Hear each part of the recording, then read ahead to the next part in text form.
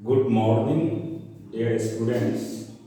आज हम लोग इलेक्ट्रोस्टैटिक्स का लेक्चर नंबर 19 ले रहे हैं, जिसमें आप लोग को हम एनसीईआरटी के प्रॉब्लम के विषय में बताने जा रहे हैं। पिछले क्लास में हमने 1.3 तक न्यूमेरिकल करवा दिए थे और आज इसके आगे 1.4 की बात कर रहे हैं। ये इलेक्ट्रोस्टैटिक्स का है। क्वेश्चन क्या कर रहे हैं सुनिए। Explain the meaning of the statement electric charge of a body is quantize.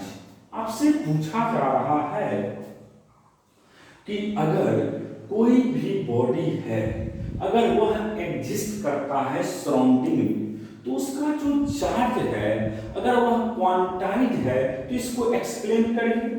B parts इसका है, why can one ignore quantization of electric charge when dealing with macroscopic. देखिए, मैक्रोस्कोपिक का मतलब होता है जो लार्ज होगा उसको क्या कहते हैं हम लोग, मैक्रोस्कोपिक। और माइक्रो की बात करेंगे, आई अगर लगा दिया जाए एक के बदले, उसका मतलब होता है स्मॉल। अब उसके बाद देखिए, हम पहला चीज को यहाँ पे क्लियर कर रहे हैं। हमने पढ़ाए थे, आप लोग को याद होगा जब हम चार्ज के विषय में पढ़ा रहे थे, उसमें हमने आप लोग को समझाए थे कि अगर कोई भी ऑब्जेक्ट या कोई भी चार्ज बॉडी सराउंडिंग में एग्जिस्ट करता है तो निश्चित उसका charge always integral multiple of electronics charge होगा। इसका मतलब ये हुआ कि बॉडी का चार्ज हमेशा क्या होना चाहिए, क्वांटाइज होना चाहिए। इसीलिए हम लोग सिंपली एक फार्मूला लिखे थे, याद होगा आप लोग को, Q बराबर प्लस माइनस n इंटू ई। जहां पे हमने बताए थे n क्या होता है, इंटीजर, और e होता है इलेक्ट्रॉनिक्स चार्ज। E क्या होता है, इलेक्ट्रॉनिक्स चार्ज, जिसका कुछ एक फिक्स वैल्यू होता है जो हमने बताए थे आप लोग को 1.6 × 10⁻⁻19 कूलम होता है।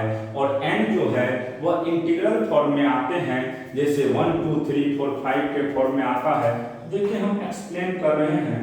सबसे पहला क्वेश्चन ए को समझिएगा। यहाँ पे एक बॉडी एक्वायर पॉजिटिव चार्ज, जैसे कोई भी body, a body acquires positive charge by losing electron, by losing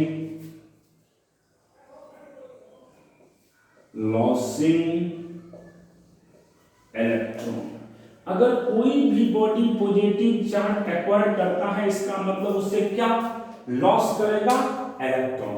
अगर वही बॉडी नेगेटिव चार्ज एक्वायर करता है, ये पॉइंट के टर्म में हम लिख रहे हैं,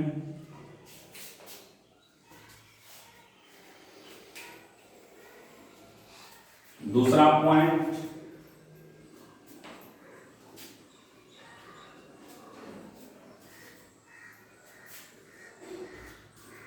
अगर कोई भी बॉडी है, मान लीजिए a body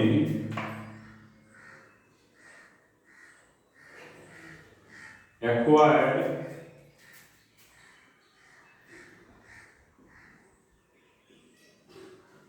negative charge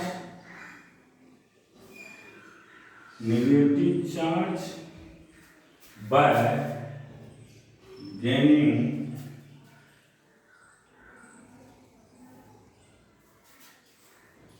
electron. अगर इलेक्ट्रॉन का गेन करता है तो उसमें कौन सा चार्ज अपीयर होगा, नेगेटिव। और अगर इलेक्ट्रॉन का लॉस करता है तो उसमें कौन सा चार्ज अपीयर होगा, पॉजिटिव। अब देखिए, जैसे हमने आप लोग को पढ़ाए थे Q बराबर प्लस माइनस n, तो यहां पे भी लिखेंगे Q बराबर प्लस माइनस n। जहां पे ध्यान रखिएगा, वेयर एन क्या होना चाहिए, इंटीजर, यानी 1 2 3 4 डॉट डॉट। और ये जो हो गया इलेक्ट्रॉनिक्स चार्ज हो गया, या इसका सीधा वैल्यू ही लिखे, वहां लिखा चुके हैं थ्योरी में 1.6 × 10⁻⁹ कूलम। तो अब देखिए, अगर n का वैल्यू आपको अगर इंटीजर मिलता है तो आप कहिएगा कि चार्ज क्या होगा, क्वांटाइज होगा, और n का वैल्यू इंटीजर नहीं मिलता है तो हम कहेंगे चार्ज क्वांटाइज नहीं होगा। पहला का आंसर निकल गया। अब हम बात करते हैं इसी में पार्ट बी का। देखिए पार्ट बी क्या है, समझना होगा आप लोग को। पार्ट बी की बात कर रहे हैं हम। In microscopic scale, in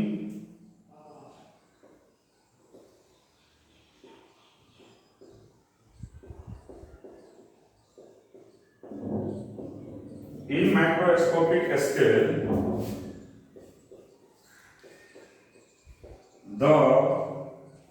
in microscopic scale,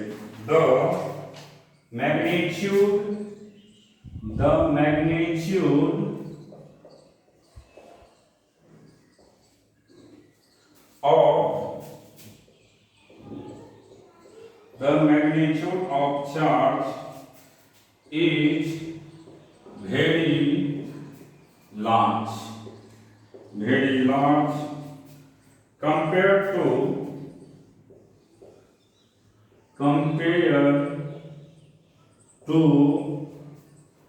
charge of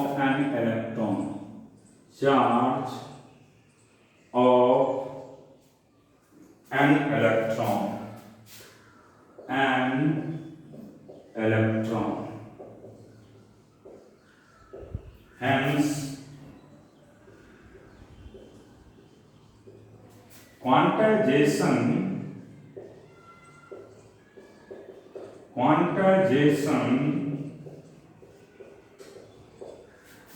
can be neglected.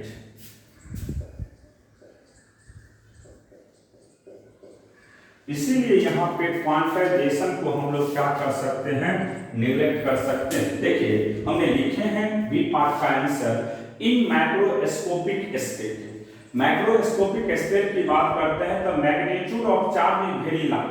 Microscopic में जो चार्ज का वैल्यू होता है वो बहुत ही ज्यादा होता है compare to charge of electron के चार्ज के रिस्पेक्ट में। Hence quantization can be neglect. तो इस केस में, माइक्रोस्कोपिक के केस में आप क्वांटाइजेशन ऑफ चार्ज को निगलेक्ट कर सकते हैं। अब इसके बाद नेक्स्ट क्वेश्चन आपको इलेक्ट्रोस्टैटिक का 5th नंबर का क्वेश्चन को समझना होगा आप लोग को। एनसीईआरटी का ही क्वेश्चन की बात कर रहे हैं हम। देखिए 5th नंबर का क्वेश्चन क्या कर रहा है, when a glass rod is rubbed with a silk cloth, charge appear on both. A similar phenomena is observed with many other pair of body. Explain how this observation is consistent with the law of conservation of charge. तो सबसे पहला चीज है, जब भी हम silk cloth से किसी भी ग्लास या इबोनेट रॉड को रब करते हैं तो निश्चित है उस रॉड से इलेक्ट्रॉन का क्या होगा, इजेक्शन होगा। तो रॉड से इलेक्ट्रॉन का इजेक्शन होगा तो निश्चित है जितना इलेक्ट्रॉन इजेक्ट करके सिल्क क्लॉथ पे जाएगा, सिल्क क्लॉथ पे उतना नेगेटिव चार्ज अपीयर होगा। और अगर इबोनेट रड से या रड से जो भी इलेक्ट्रॉन हटेंगे उसकी वजह से उस रड पे कौन सा चार्ज अपीयर होगा, पॉजिटिव। तो सिंपल चीज है, जब हम किसी चीज को रब करते हैं तो निश्चित जिस चीज से रब किया जाता है उस पे इलेक्ट्रॉन जाता है, और जिसको रब करते हैं, जिसको रगड़ते हैं, उससे पॉजिटिव चार्ज निकलता है। तो देखिए यहां पे इसको कैसे एक्सप्लेन करते हैं। सॉल्यूशन क्या होगा इसका, अभी हमने मोटा मोटी समझा चुके हैं कि क्या होगा। लेकिन इसी को अब दिखाते हैं हम फिगर के थ्रू। मान लीजिए हम कंसीडर कर रहे हैं, consider to suitable material body A and B. Solution देखिए इसका, कंसीडर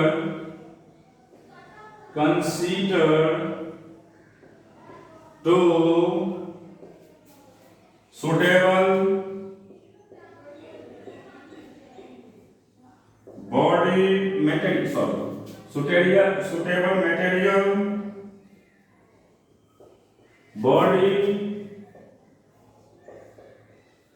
A and B, जैसे दिखा रहे हैं। ये A हो गया और ये आपका B हो गया।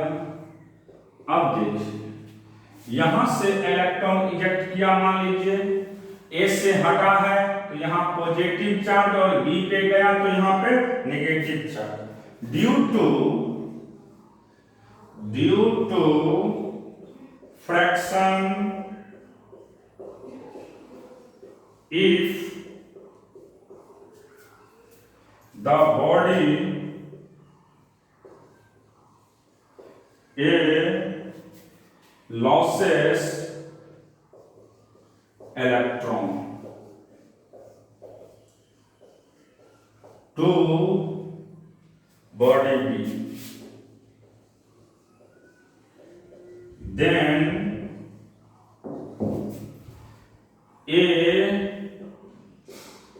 acquired positive charge plus Ne and B acquired negative charge minus Ne। इसीलिए टोटल चार्ज इज, देखिए plus Ne minus Ne, net value क्या हो गया 0। दिस shows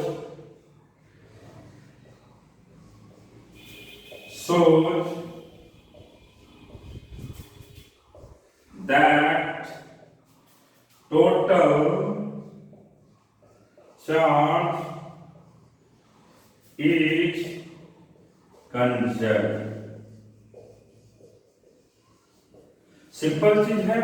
देखिए हमने लिखे भी है कि अगर मान लीजिए हमारे पास दो सुटेबल मटेरियल है ए और बी, तो ए से इलेक्ट्रॉन का इजेक्शन होकर के कहां गया है बी के तरफ, तो जहां से इलेक्ट्रॉन लॉस होते हैं उस पे पॉजिटिव चार्ज अपीयर होता है और जहां पे पहुंचता है उस पे कौन सा चार्ज होता है नेगेटिव। तो यहां हमने लिखे भी हैं कि ए पे जो एक्वायर होगा पॉजिटिव चार्ज और उसका वैल्यू प्लस Ne ले लीजिए, और बी पे जो एक्वायर होगा नेगेटिव चार्ज उसका वैल्यू माइनस Ne हो गया।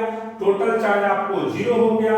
इसका मतलब ये सोच करता है कि आपको चार्ज जो है सिस्टम का ऑलवेज क्या होता है कंजर्व। ये क्लियर हो गया होगा आप लोग को। जितना ए से बी पे चार्ज आता है, अभी देखिए इनिशियल टाइम पे ए और बी न्यूट्रल था, फिर अगर चार्ज भी अपीयर हुआ तब पर भी नेट चार्ज क्या हो गया 0। इसका मतलब चार्ज हमेशा किसी भी सराउंडिंग या सिस्टम का क्या होता है कंजर्व होता है।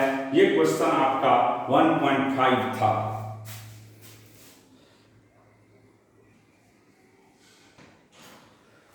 देखिए हमारे पास क्या कर रहा है 4 point charges QA 2 microcoulomb, QB -5 microcoulomb, QC 2 + 2 microcoulomb and QD -5 microcoulomb.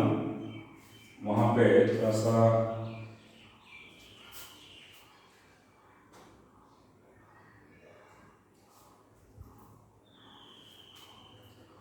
located at the corner of a square of side ABCD of side 10 centimetre. तो एक स्क्वायर बना लेते हैं, ये एक स्क्वायर है,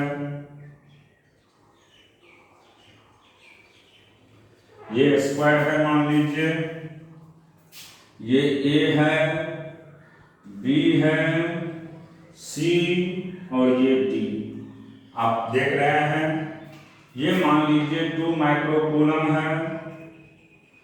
ए पे चार्ज मान लेते हैं 2 माइक्रोकूलम है, 2 माइक्रोकूलम।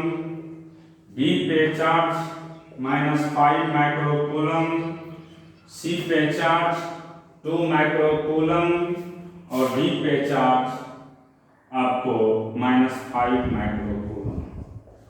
अब देखिए इससे इसको मिला दीजिए, फिर उसी तरीका से आप इसको भी मिलाएंगे।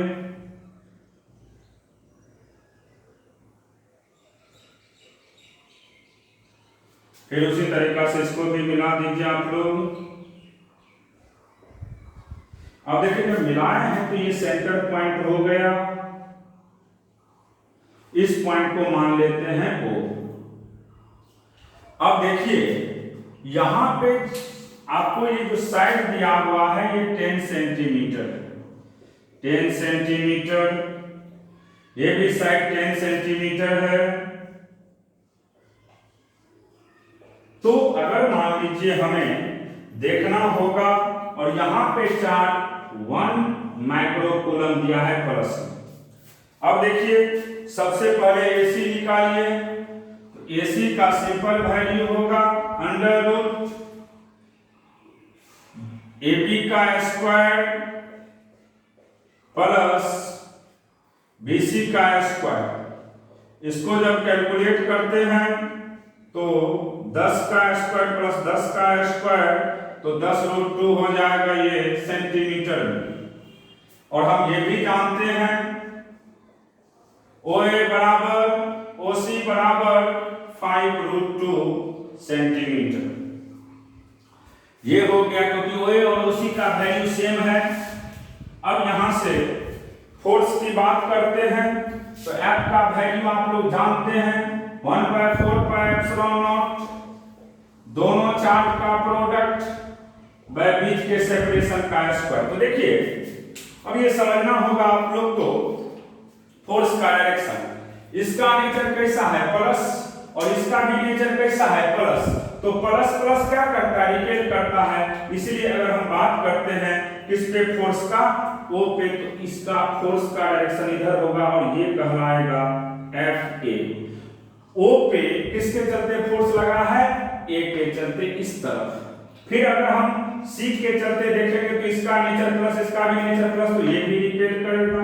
तो ये जो फोर्स होगा वह आपको FC हो जाएगा। फिर उसी तरीका से अभी देखिए इसका नेचर प्लस है और इसका नेचर कैसा है माइनस है। तो ये अट्रैक्ट करेगा, तो अट्रैक्ट करेगा तो ये जो फोर्स होगा ये FB कहलाएगा और ये जो फोर्स होगा वह आपको FD कहलाएगा। ये फोर्स हो गया। अब देखिए जितना A के चलते O पे फोर्स लगेगा उतना ही C के चलते O पे ही फोर्स लगेगा। अगर हम फोर्स का वैल्यू भी निकालना चाहते हैं तो मान लीजिए फोर्स का फॉर्मूला पे बैठा दीजिएगा आप लोग, एक निकाल करके हम समझा देते हैं। तो अगर फोर्स का वैल्यू निकालने का कोशिश करिएगा तो देखिए फोर्स का वैल्यू कैसे निकालते हैं हम लोग। फोर्स की बात करते हैं। Force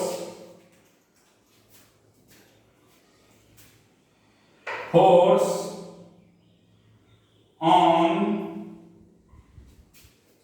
1 microcoulomb due to 2 microcoulomb at A each। FA की बात करिएगा तो 9 गुने 10 टू दी पावर 9, 1 है तो 1 into 10 to the power -6, 2 into 10 to the power -6 by 5√2 into 10 to the power -2 का होल स्क्वायर। और इसको अगर आप कैलकुलेट करते हैं तो 3.6 निकलेगा। इसी तरीका से अगर हम बात करते हैं सी ए का फोर्स निकल गया, इसी तरीका से सी पे भी फोर्स की बात करिएगा तो सी पे भी फोर्स का वैल्यू इतना ही आएगा। तो अगर हम फोर्स की बात करते हैं एफसी का तो ये भी होगा 3.6 न्यूटन। अगर नेट फोर्स की बात करते हैं एफ नेट तो यहां से F A minus F C तो नेट वैल्यू आपको 0 होगा। इसी तरीका से आप देखिएगा again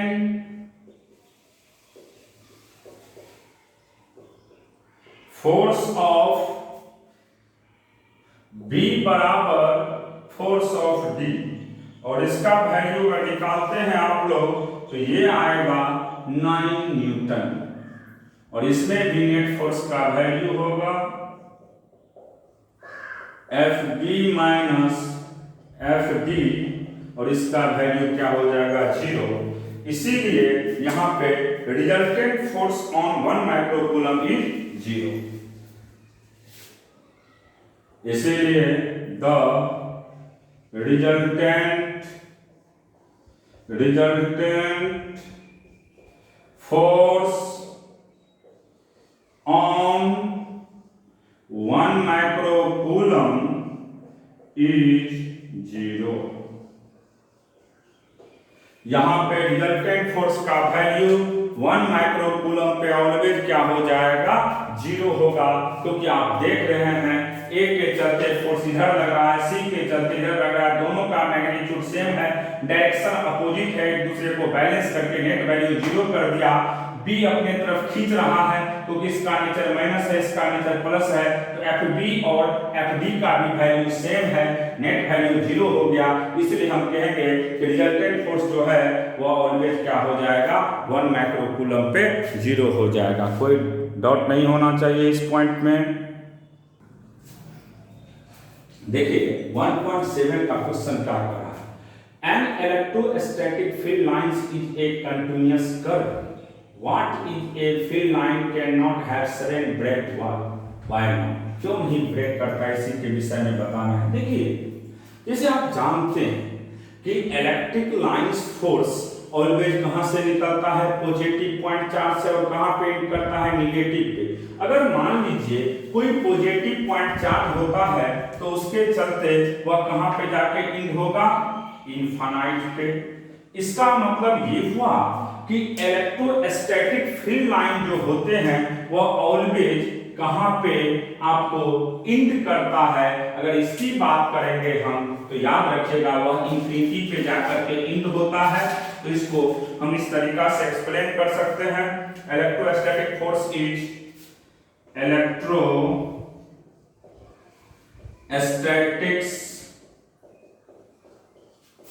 force is a long range force that is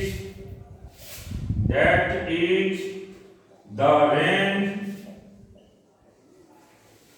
is infinity।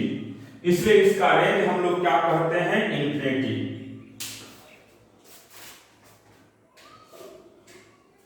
इसका रेंज जो होता है वह इंफिनिटी तक होता है। अब देखिए इसी में अगर हम लोग एक दो और लाइन लिखना चाहेंगे, इलेक्ट्रिक फील्ड लाइंस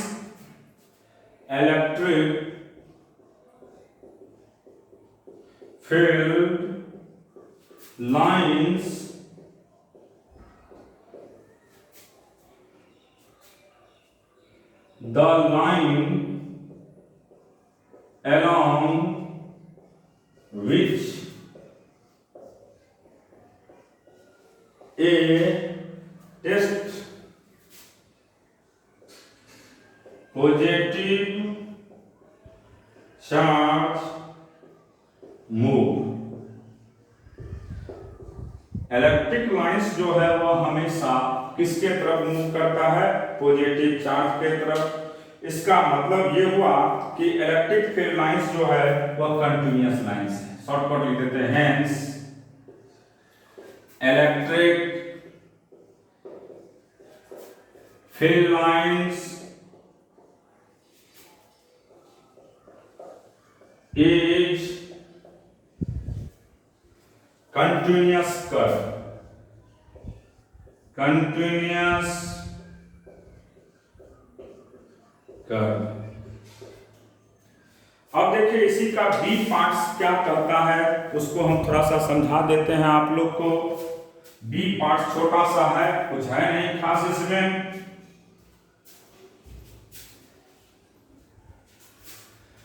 देखिए बी पार्ट्स में क्या क्वेश्चन कर रहा है वो तो बता दिए हैं। अब यहाँ पे हम बी पार्ट्स को एक्सप्लेन करते हैं।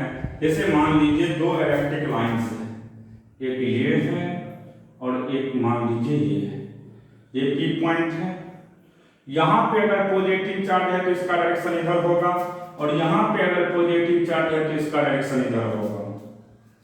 तो यहाँ पे ये पी पॉइंट है, तो लिखेंगे इसके विषय में electric field line is the line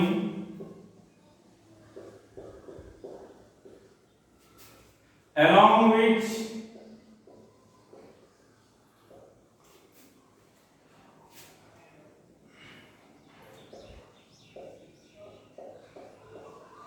a test positive charge move। जैसे देखिए यहाँ पे अगर यहाँ पे कोई पॉजिटिव चार्ज लेते हैं तो ये टेस्ट चार्ज की तरफ मूव कर रहा है, ये भी मूव कर रहा है। If two line are cross at P, then at P the test charge cannot move in two different